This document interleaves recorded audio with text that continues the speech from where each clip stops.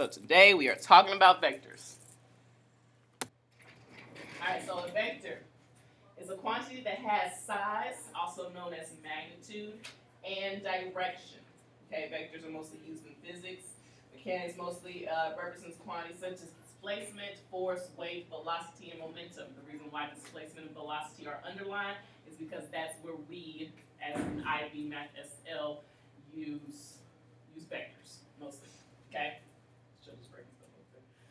Quantities like temperature, distance, area, and speed are represented by a single number indicating magnitude or size. These are called scalars, so there's a big difference, okay?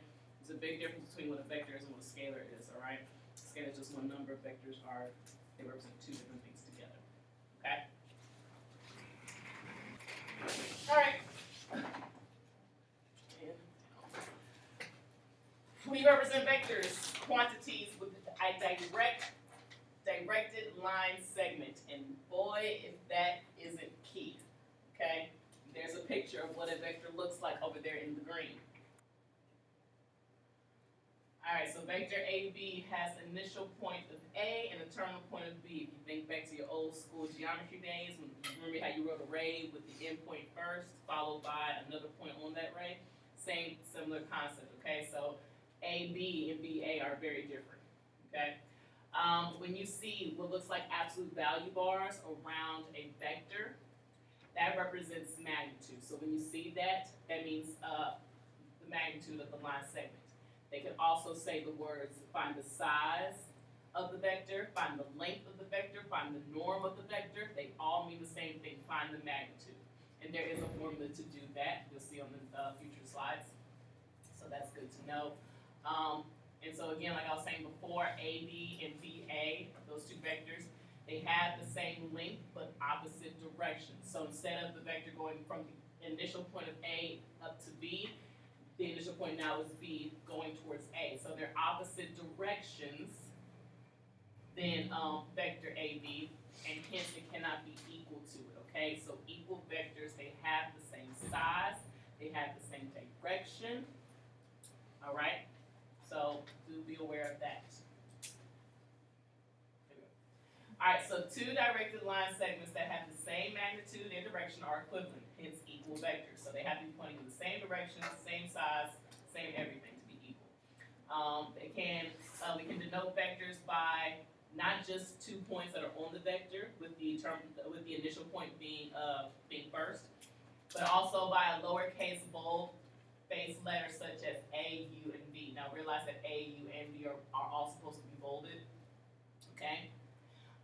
We say that two vectors A and B are equal if their corresponding directed line segments are equivalent. In other words, same direction, same magnitude or size. Okay? Now realize that if you yourself have to write a vector on your test, do not try to sit there and try to bold your lowercase letter. You would write it like such. Okay? You would write your lowercase letter with the ray symbol above it to represent that vector, okay?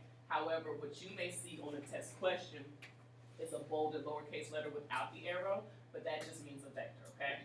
So do realize that, these are different representations of a vector. As you see in the blue, vectors A and B have the same direction but different magnitudes, clearly. One is longer than the other, so those vectors are not equal. If you look in the red, they are not equal because they have different magnitudes but the same direction. They're pointing the same way, however, they are the same length, however, they're not pointing in the same direction. And in the black, vectors A and B have equal magnitudes and equal direction, hence, same size, same way. Alright, so two vectors, U and B, those are supposed to be folded, are equal again if they have the same magnitude, same direction. And a negative vector, U, denoted by a negative in front of the bold letter or, a negative before that, is a vector again with the same magnitude but opposite direction. Okay, so basically the sum of everything that we talked about so far. So we're going to look at an example real quick. Let's talk about it just a little bit.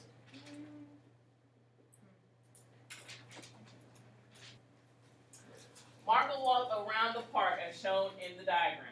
Okay, as you see, we have a few different vectors here. What is marked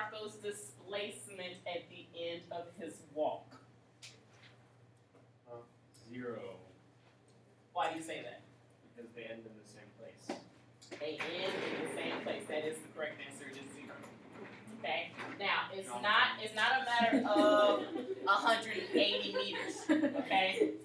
We're not talking about the distance that he walked. We're talking about displacement. So if he started at one particular spot, okay, let's say he started here, all right, and then he walked 20 meters to the west, 30 meters north, 60 meters, I said west, I meant east. 60 meters to the east, 30 meters north, 60 meters to the west, 30 meters to the south. Basically, he canceled out the previous distance. Exactly. Because so basically, this is the positive vector. This is the negative vector with the same magnitude, the same size, so they cancel each other out. Same thing here. Walking in the north direction, walking in the south direction, they cancel each other out. So his displacement of his walk is 0. Now they asked you, what's the distance that he traveled? And of course you would say 180 meters. Okay? Would they ever ask you to find where he started? Usually they might give you like a starting point. Yeah. And then go from there. Where he started. It doesn't matter. I know. Yes, that's true. Where you started moving there. Alright, now vectors can be looked at as displacement / translation in a plane. Okay, these two vectors are equal. The directed line segments have the same size and direction, okay, just like we mentioned before. It's time we're inside of a coordinate plane. They still apply here as well, so they're not just random lines that are shooting off in different directions. They can also be in coordinate planes, okay? Still, however, these are still equal vectors. They have the same direction as you see, and they have the same size. Now, out of curiosity, how could I prove that they have the same direction? They're slow. Their slope. And how could I prove that they have the same size? The difference is the X and Y values. Cool. It's not the difference between X and Y value. Distance. Distance formula. So a variation of that. So to prove, if it ever asks you to do that they have the same direction, you would do old school slope, which is what formula? Y2 minus 1. Oh, over X. It's like old, back in the day. Mm-hmm. And size.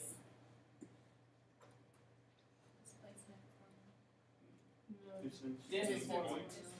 Well, did we cover that? Distance formula, that is the square root x2 minus x1 squared plus y2 minus y1 squared. If they ever asked you to prove that.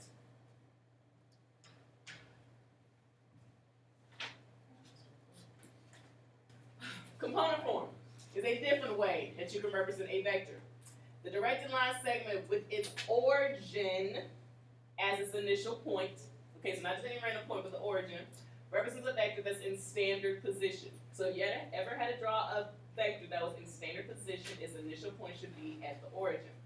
This can be represented by the coordinates of its terminal point, U1, U2, where U1 and U2 basically represent the components of the vector, so basically the endpoint, or one of the points that's on the vector, okay? This can also be written, of course, with the bold letter to represent vector, with parentheses or with little carets, okay? I don't remember what form they use on the IB exam, but I want to give you both ways. So whether you see the parentheses or you see the caret, the sideways carets, that basically means vectors, okay? This is known as the component form of a vector, also a position vector. Okay, so when it's in standard position, it's known as position vector, and this is component form. It can also be written in a column format as well, as you see here. Okay? So, lots of words. So these 2 points right here will represent the other point that's not at the origin on this vector. Okay, so take this example. The red would represent a vector in standard position because its initial point is on the origin. So we could represent U, this particular vector, in component form by using another point that's on that vector. And so U1 would be 2, and U2 would be 5. So this is another way that we could have represented this vector because its initial point is at 0, 0. Okay, so it has to be. It has to be 0, 0. This one, we wouldn't be able to, the V vector, we wouldn't be able to represent that way because its initial point is not 0, 0. Is there another way that you And I'll get to that in a second. That's next. Right? Which is right here. Okay, you got a second right there.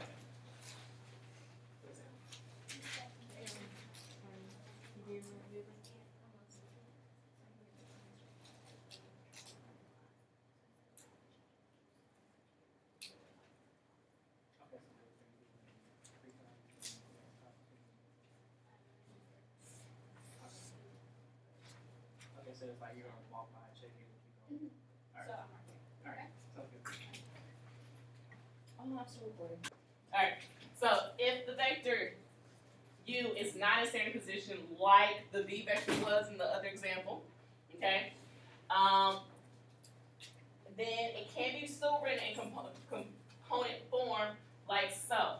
Okay, so basically all you do is you take the difference of your x's, difference of your y coordinates, and then that would be your component form. Alright? So we take that last example, okay? The example of that blue vector, that v vector. You see how r was 3, 1 and s was 5, 6?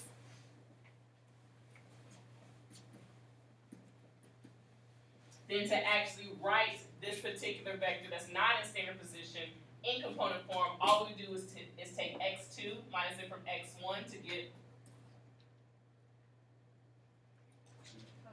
2, and then we would take y2 subtracted from y1 to get 5. Oh, so is that how it equals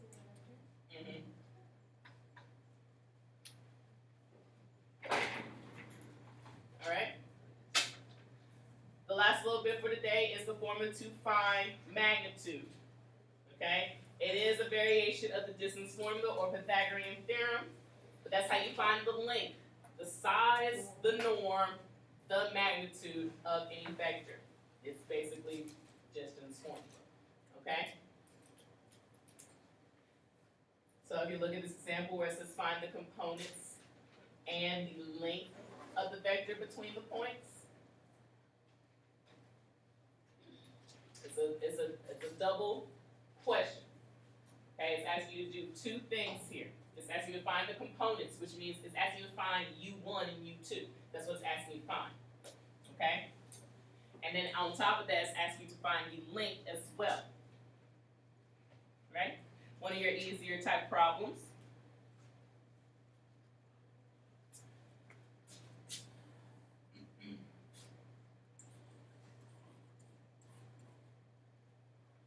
But to find the component of that vector, PQ. So to find the component, all you do, remember, is just x2 minus x1, and then y2 minus y1. So what's x2 minus x1? 6. And what's y2 minus y1? 4. So that would be the first part. That would be the component for the vector. Then to find the length, all you do is basically u1 squared plus u2 squared. So remember, length is basically magnitude, and that's represented with the absolute value bars around the vector. You would do 6 squared plus 4 squared. 36 plus 16 is 52. Can that be simplified?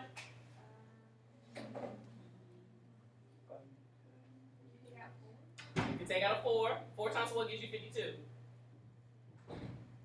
12. No. 13. So 2 root 13 would be your length of your vector. Alright? I got one more slide I want to do. I'm going to finish up the notes and put that on there for you. But remember, no homework tonight, so enjoy. Work on your eyes. When is it by the end of January or the end of end of February. I gotta look at a couple of things, look at other deadlines, and I'll let you know things. So to finish up this this last example that I didn't get a chance to get to, it says the directed segment from -1, 2 to 3, 5 represents a vector v. Find the length of vector v, draw the vector in standard position, and find the opposite of the vector in component form. So realize that it's asking us to find the length of the vector. You break that down. Length basically means magnitude. Okay? We basically have to use distance formula. Okay? Now what we can do is we can go ahead and put this vector into component form, because when we have to find the opposite of the vector, all we have to do is basically just negate this. Okay?